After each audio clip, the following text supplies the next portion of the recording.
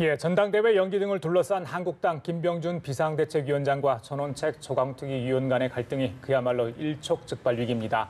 당 비대위가 전 위원에게 사실상 최후 통첩을 했는데 전 의원은 전혀 물러설 기세를 보이지 않고 있는 상황입니다. 네, 이런 가운데 청와대가 이르면 오늘 김동연 경제부총리 후임 인사를 단행할 것으로 보입니다.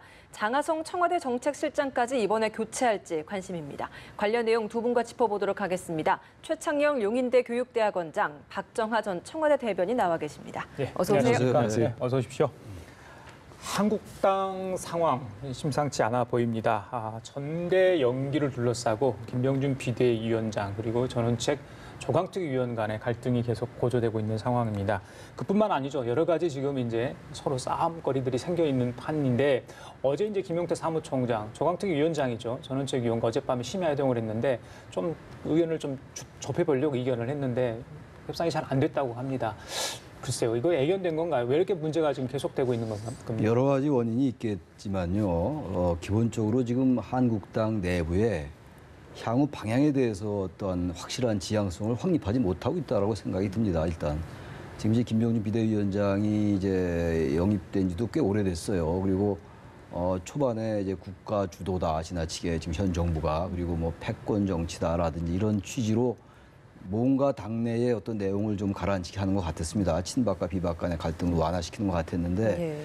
역시 또 친박 내부의 친박의 반발 때문에 김병준 비대위원장은 좀 이제 노선이 좀 오락가락하게 비친 면이 있고요. 그 이후에 지금 조광특위 위원, 전원책 위원이 이제 한 달쯤 됐잖아요. 들어온지 당에 들어온지. 근데 전원책 위원장 위원 들어온 이후에 당의 이 지금 친박 비박 간의 갈등이 뭐 더 격화되는 것 같아요. 일단 그 가장 중요한 원인이 박근혜 전 대통령 탄핵에 대한 시각차가 굉장히 두드러지게 보여요. 그러니까 예. 친박과 비박 간의 갈등이라는 것도 여전히 박근혜 전 대통령에 대한 탄핵 반대 세력과 그렇지 않은 세력과의 갈등 그리고 이제 복당파와 이제 친박 간의 갈등 이런 부분들인데 전원책 위원은 아무튼 박근혜 전 대통령에 대한 탄핵에 대해서 기존에 뭔가 당내에 지금 이제 바른정당 출신들의 생각과는 좀 다른 것 같거든요. 이런 부분들이 계속 부딪히고 있는 거거든요. 그러니까 이건 대단히 어떤 면에서 볼 때 구조적인 문제인 것 같습니다. 그러다 보니까 이제 보수 통합을 두고도 이런 시각이 엇갈리고 급기야 구체적인 겁니다만 이제 그 조광특위를 언제까지 할 것이냐,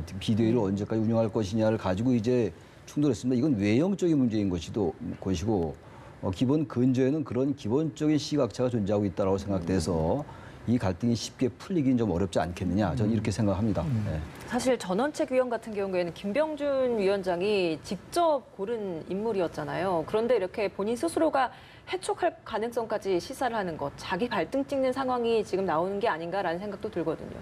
그런 거 포함해서 아까 교수님 말씀 주신 것처럼 애초부터 비대위에 대해서 국민들이 많은 기대를 하지 않았었고 사실은 그 비대위가 지금 6월 지방선거 이후에 7월부터 시작이 됐습니다마는 제대로 갈 거였다면 이미 자유한국당 내분이 굉장히 시끄러웠어야 돼요. 너무나 조용했던 게 저희도 그 전에 한번 얘기를 했습니다마는 실질적인 플레이어들은 현역 의원들이 관심이 하나도 없는 거고 그 밖에서 온 사람들이 그냥 시끄럽게만 하고 있는 거 아닌가라는 생각이 들어서 전혀 기대를 하지 않았었던 이유가 거기 있었는데 그게 이제 나타나고 있는 거 아닌가 이런 생각이 듭니다. 교수님 예. 말씀 주셨지만 방향성이 없다고 얘기하는데 저는 지금 자유한국당 내 그 구성원들 모두 그다음에 비대위, 조광특위 다 절박함도 없고요. 그다음에 순수한 마음도 없고요.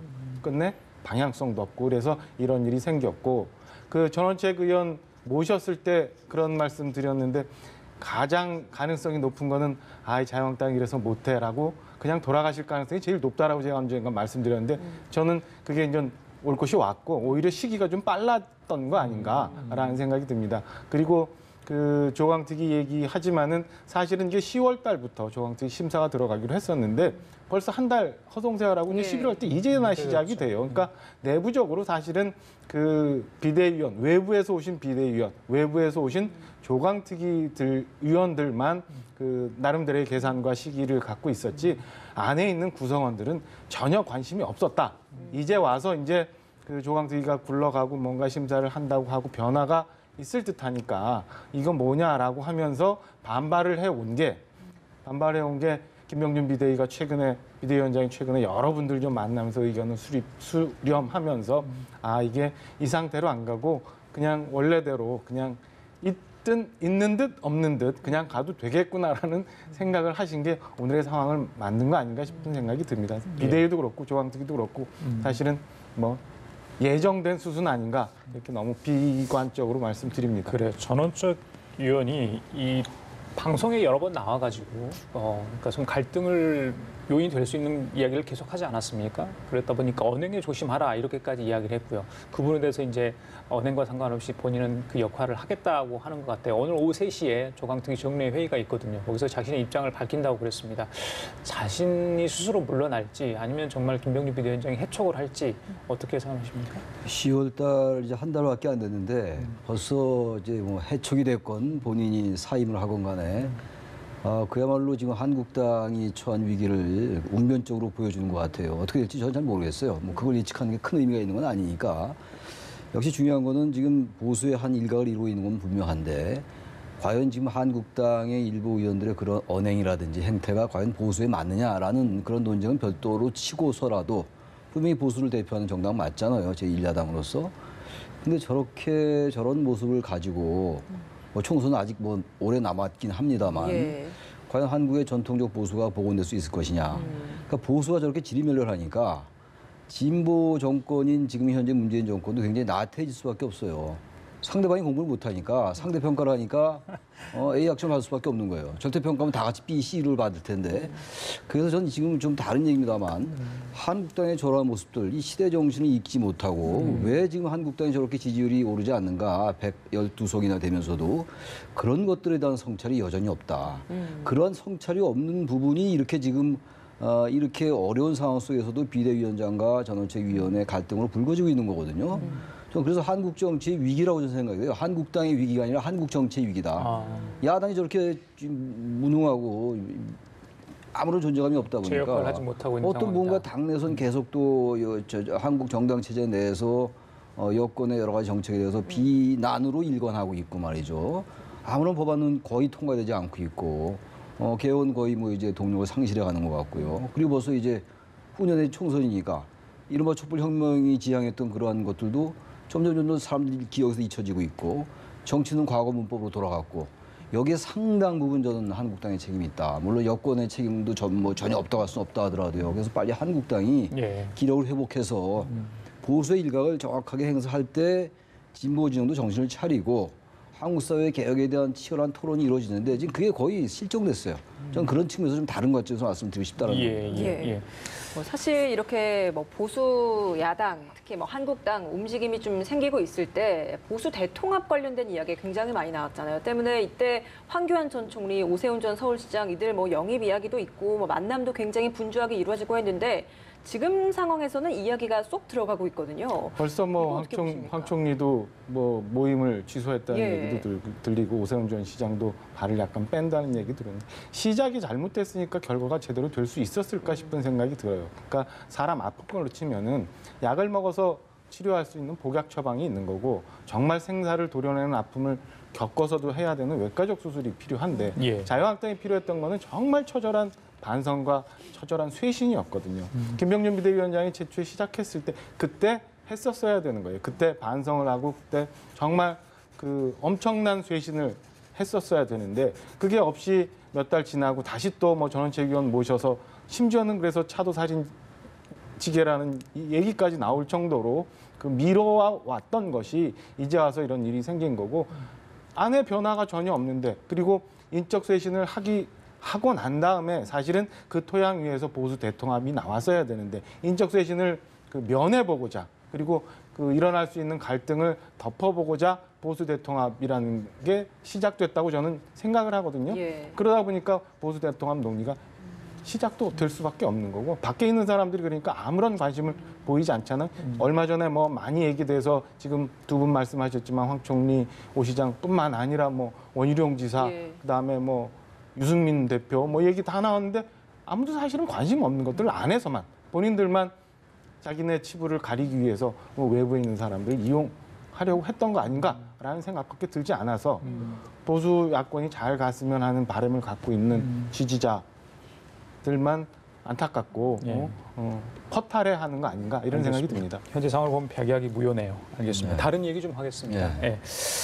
김동연 경제부총리 청와대가 이르면요 오늘 교체 발표를 할 수도 있을 것 같습니다. 뭐 기재위 전체위에도 오늘 취소가 되고 어제 김동연 부총리가 이제 기재부 고위 간부들과 저녁 식사도 같이 했다고 합니다. 사실상 환송 만찬이 아니었나 이런 뭐 언론의 분석도 있었습니다만은 지금 예산안 한창 진행 중이잖아요. 그런데 지금 경제부총리를 바꾸겠다는 거 아니겠습니까? 이건 어떻게 좀 해석할 수 있겠습니까? 예산안 심의에 이제 심의 중인데 바꾸는 거는 뭐 상식적이진 않겠죠. 예. 그러나 워낙 이제 그 장하성 실장, 정책실장과의 갈등설이 불거지는 건 오래됐고 이미 이제 교체설이 뭐 기정사실화가 되고 뭐 오늘 교체할 수 있다라는 얘기도 나오는 상황이기 때문에 일단 그런 얘기가 나오면 빨리 교체하는 게 전 맞다고 생각을 합니다. 일단 경제수장의 그 교체가 거의 기정사실화된 상태에서 무슨 말이 뭐 영이 쓰지도 않을 것이고 시장은 시장대로 불안할 것이고 하니까 이렇게 구체화됐다면 빨리 바꾸는 게 맞아요. 예. 그래서 저는 그렇게 될 것이라고 보고요. 이제 시기적으로 이제 누가 먼저냐라고 하는데 예, 예. 아마 이제 김동연 기획재정부 장관은 먼저 이제 경질할 가능성이 높아 보이긴 합니다. 이에 대해서 한국당은 또 이제 굉장히 비판적인 관점으로 보고 있는데 누가 먼저 교체되느냐는 크게 중요한 문제는 아닌 것 같고요. 역시 소득주도 성장과 혁신 성장 이 두 개의 갈등이었고 또 하나가 한 사람은 경제수장이고 한 분은 경제수장은 아닙니다만 어쨌든 경제투토로 불리는 이런 구조가 처음부터 이런 문제를 잉태하고 있지 않았었나라는 생각이 들어요. 한 방향으로 목소리를 내지 못했던 거 아니겠어요? 예. 장하성 정책시장은 장 실장대로 나름의 경제 철학이 있었던 것이고 이 지금 김동연 부총리는 또 정통 관료로서 또 자기의 소신과 또 경험이 있는 거 아니겠어요? 근데 이 두 개가 서로 다른 방향입니다만 뭔가 이 시너지 효과를 냈어야 되는 건데 다른 경제적인 여러 가지 어려움 때문에 결국 이 두 가지의 경제 정책 방향이 어떤 그 한 목소리를 내지 못했을 뿐만이 아니라 어떤 긍정적 효과를 내지 못했던 것 같아요. 그러니까 둘 중에 누가 책임이 있다라고 얘기하는 건 별로 의미가 없어요. 그건 정치적 공방일 뿐인 것이고 예. 한국 경제가 전 구조적인 어려움이거든요. 뭔가 개혁을 하고 사회적 불평등을 완화시켜야 되는 이런 부분이 하나 있는가 하면 그렇다고 시장이나 성장 이런 것들을 마냥 도외시할 수 없는 이 두 가지 어떻게 조화시킬 것이의 문제인데 이 두 가지는 녹록한 문제가 아니거든요. 예, 알겠습니다.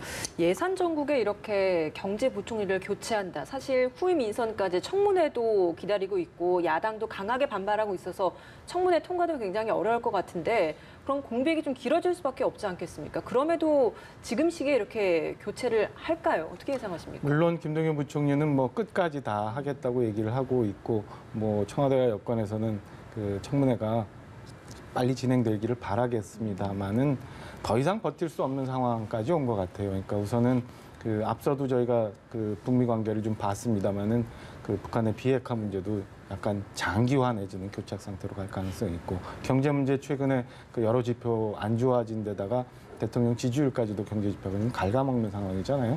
그러니까 청와대로서는 더 이상 버틸 수 없는 상황이었고 최근에 특히나 이제 최근에 김동연 부총리의 그 돌직구성 소신 발언 이런 것들이 그 현 여권에 굉장히 불편하게 작용하지 않았나 싶은 생각이 듭니다. 그래서 그 언론에서 예측하는 것처럼 뭐 오늘 내일 간에 조만간 그 개각 발표가 있지 않을까. 이 정도면 이미 인사 검증은 이제 끝났다고 보면 되나요? 오래전부터 얘기가 있었고 사실은 그 인사 검증을 하게 되면은 해당 당사자한테 각종 자료들을 요청을 받게 되잖아요. 예. 그런 과정에서 아마 유력하게 지금 거론되고 있는 홍남기 실장 얘기도 나왔었던 것 같고 다른 분들 이름도 나왔었던 것 같으니까 이미 뭐 한 달여 전부터 검증이 시작이 됐었던 것 같고 검증이나 그다음에 그 당사자가 갖고 있었던 문제에 대한 판단도 이미 끝나 있는 상황 아닌가. 그래서 이제 대통령의 결단만 남아 있는 시기라고 보여집니다. 저희 대변인님 어떻게 보세요? 문 대통령 입장에서는 그 두 사람 다 경제투표를 다 이렇게 이번에 교체하는 게 나은지 아니면 한 명 하고 나서 나음에 하는 건지 한 명 아예 그냥 두는 건지 어떤 시나리오? 일부에서는 장하성 실장의 뭐 그 문책성 인사를 보호하기 위해서 내년까지 간다라고 얘기를 하지만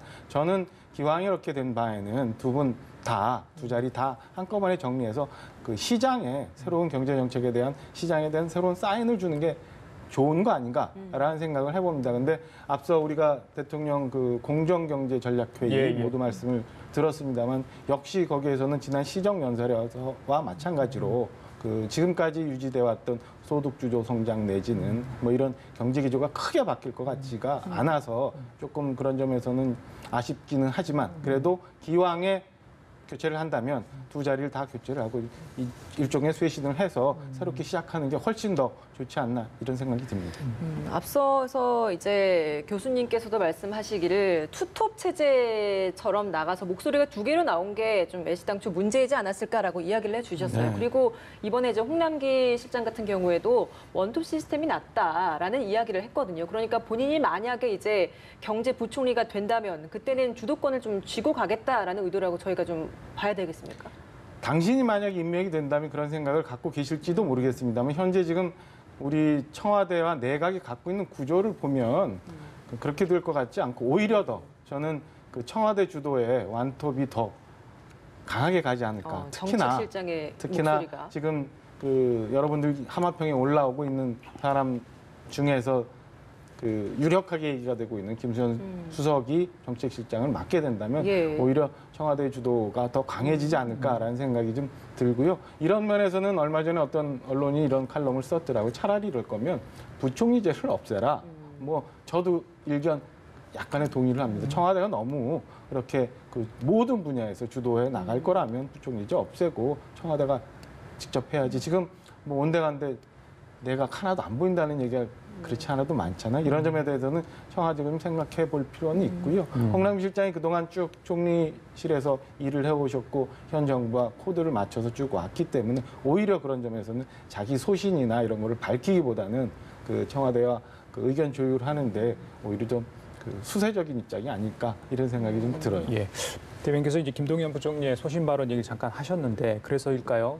이후에 퇴임 이후에 글쎄요, 뭐 다른 자리가 벌써 났는지는 알 수 없겠죠. 하지만 정치권 로브콜, 특히 야당 쪽에서 예전에 우리가 쓰려고 했던 사람이다, 비대위원장으로까지 거론됐던 사람이다까지 나옵니다. 글쎄 본인은 아직까지 뚜렷하게 정치 의도가 있는지 모르겠습니다만 어떻게 보십니까 이런 거에 대해서는? 글쎄요, 2016년도에 그러려 했다라고 예. 정진석 한국당 예, 의원이 예. 얘기를 했는데 그 요새 또 어젠가요 그 김동연 부총리가 예. 국회에서 또 볼 수 있을 거다라는 얘기가 뭐 예. 어떤 의미인지 이제 그래서 여러 해석을 낳는 것 예. 같고요. 또 지금 현재의 위기라는 게 정치적 의사결정의 위기다라는 말의 해석을 둘러싸고도 여러 가지 분분한 맞습니다. 얘기들이 있어요. 어떻게 듣기엔 굉장히 정치적인 소신이 있는 발언으로 볼 수가 있어요. 근데 해석에 따라서는 본인은 그렇게 해명을 했어요.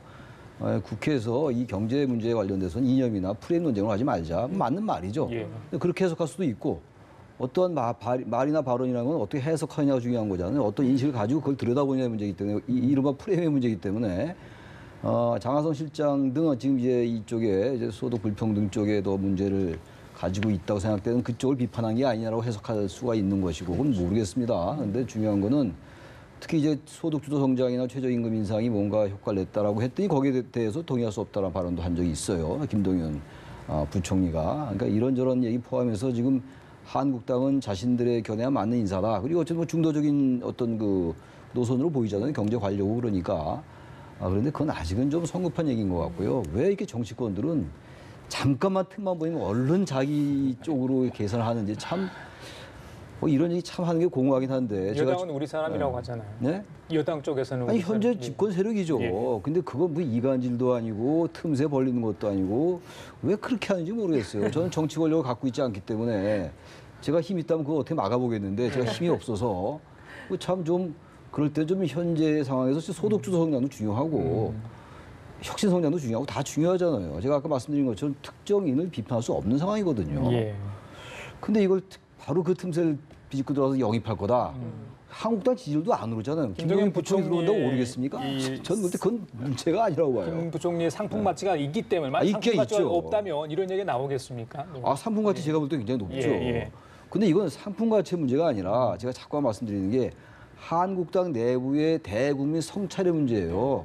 그게 해결되고 해소돼야지 인적 쇄신도 의미가 있는 것이고 김동연 부총리 등 뭐 김동연 부총리 지금 얘기하는 건 적절치는 전혀 않은데 예. 그런 게 그렇다 하더라도 의미가 있는 것이지 그 내부가 이렇게 내용을 겪고 국민들이 볼 때는 남의 일로 보이는데 인재 거기에 영입도 하려면은 뭔가 거기 뭐 아리스토텔레스가 뭐 영입한다고 되겠습니까? 제가 볼 때 그 별로 의미가 없는 것 같아요. 예. 어떻게 보세요? 김 부총리 스스로는 좀 정치문 의지 있다고 보십니까? 개인적인 선택의 문제라 제가 뭐 이렇다 저렇다 예상하기는 좀 이릅니다만은 그 약간 조금 아쉬운 점은 그 경제 상황이 이렇게까지 몰리기 전에 김 부총리가 먼저 조금 일찍 그 제 목소리를 좀 더 소신 있게 냈었으면 하는 아쉬움이 좀 있어요. 제가 청와대 근무할 때 같이 근무했었는데 굉장히 합리적이고 능력 있고 그다음에 개인적인 성공 스토리도 있는 분이라 그렇죠. 저는 그 당시에 문재인 대통령께서 이제 그 영입을 임명을 했을 때 참 잘된 인사라고 생각을 했습니다. 그 탕평의 성격도 있고 굉장히 그 능력도 있는 분이라 근데 이렇게 뭐 1년 채 못 돼서 이렇게 그 개각이 되는데 아쉬운 생각이 들고요. 아무튼 그 뭐 개인이 어떻게 할 거 이전에 저는 저런 분들은 여든 야든 우리가 국가 발전을 위해서 좀 더 활용하는 게 맞지 않나라는 생각이 좀 들어요. 그래서 어떤 식으로든 좀 그 정부도 아니면 혹은 뭐 야당도 그 일할 기회가 있다면 국가에 더 봉사할 기회가 있다면 좀 더 그 일할 수 있게끔 해주는 게 맞지 않나 이런 생각이 예. 듭니다. 다른 얘기 좀 하겠습니다. 여야 3당이 탄력 근로제 확대 법 개정에 합의를 했죠. 연내 좀 해보겠다 하는 건데 노동계에서 많이 반발을 하고 있습니다. 양대 노총 위원장이 오늘 만난다고 하는데 이 부분에서 논의를 할 것으로 예상이 되고 있죠. 그럼에도 불구하고 22일 날 총파업을 예고하고 있고 민주당 쪽에서 굉장히 부담이 되는 것 같습니다. 경사 노위 참여 문제도 그렇고요. 글쎄요, 어제는 이제 민노총에서 임종석 실장을 대놓고 비난을 했었거든요. 자, 지금 상황은 어떻게 보십니까? 여당 쪽에서 좀 많이 머리가 좀 아플 것 같습니다. 홍영표 지금 민주당 원내대표도 이제 그 노총 출신인데도 불구하고 지금 갈등을 빚고 있는 거는 노동계로서는 이번에 그 탄력 근로제에서 밀리면 향후 뭐 최저임금도 그렇고 여러 가지 노동 관련 현안에서 밀린다라는 생각을 하고 있는 것 같아요. 그래서 지금 이제 이 여야와 지금 대립각을 형성하고 있는 거고요. 탄력 근로제 다 아시잖아요. 시간이 52시간 지금 근로 시간으로 돼 있는데 근로기준법 개정해서 이걸 이제 어떤 그 업무가 많이 몰릴 때 그리고 업무가 좀 한가할 때 이렇게 나눠서 한다는 것이기 때문에 굉장히 의미가 있는 제도예요. 유연한 제도니까 이걸 좀 1년으로 늘리냐 6개월으로 늘리냐도 좀 여야 간의 차이는 좀 있어요. 근데 어쨌든 기본적으로 지금 이제 노동계는 이 탄력 근로제에 대해서 반대한 입장인데 근데 탄력 근로제의 반대가 별로 설득력이 별로 없는 것처럼 보여요. 지금 여당 야당은 어쨌든 국회에서 통과시키겠다. 지금 말씀드린 경제사회 노동위원회에서 만약 이것을 합의하지 못하면 국회에서 처리하겠다는 입장이기 때문에 노동계가 이걸 계속 이렇게 탄력 근로제를 반대만 한다면은 과연 지지를 얻을 수 있을까라는 생각도 듭니다. 그래서 노동계도 조금 더 유연하게 좀 봐야 될 것 같아요. 만약에 여기서 밀리면은 향후 노동 관련 현안에서 다 밀린다라는 것도 지나친 피해의식이라고 보기 때문에 여야도 지금 뭐 이 근로시간 단축하고 여러 가지 노력을 하고 있는 거 아니겠어요? 특히 여권에서. 그렇다면 그 부분도 좀 같이 생각을 해서 가능하면 경제사회 노동위원회에서 합의되는 게 사회적 타협위원회니까 그게 가장 바람직하다고 봐야 되겠죠. 알겠습니다. 중요한 대목이라고 보여져요. 그러니까 그 정권을 잡기 전과 정권을 잡고 난 다음에, 그러니까 그 이렇게 평론하는 코멘테이터의 입장에서 사령관이 되는 코멘터의 입장이 됐을 때, 저는 그 강한 지지 기반인 노동계를 얹고 현 정권이 왔습니다만은 불필요한 부분이 있거나 노동계가 잘못 생각하는 부분이 있다거나 하면은 저는 정부 여당이 적극 설득해서 같이 설득해서 이끌어가야지 거기에 휘둘려서는 저는 향후에 이렇게 원하는 정책적 성과도 나오지 않을 거고요. 좋은 평가를 받는 정권으로 남지 않을 수도 있다고 생각합니다. 그러니까 저는 어려움이 있더라도 뚫고 나가줘야 우리 경제에도 좋고 정권에도 향후 좋은 일이 아닌가 이렇게 생각이 듭니다. 그래, 알겠습니다. 지금까지 최창일 용인대 교육대학원장, 박정아 전 청와대 대변인 두 분과 함께 얘기 나눠봤습니다. 오늘 말씀 잘 들었습니다. 고맙습니다. 감사합니다.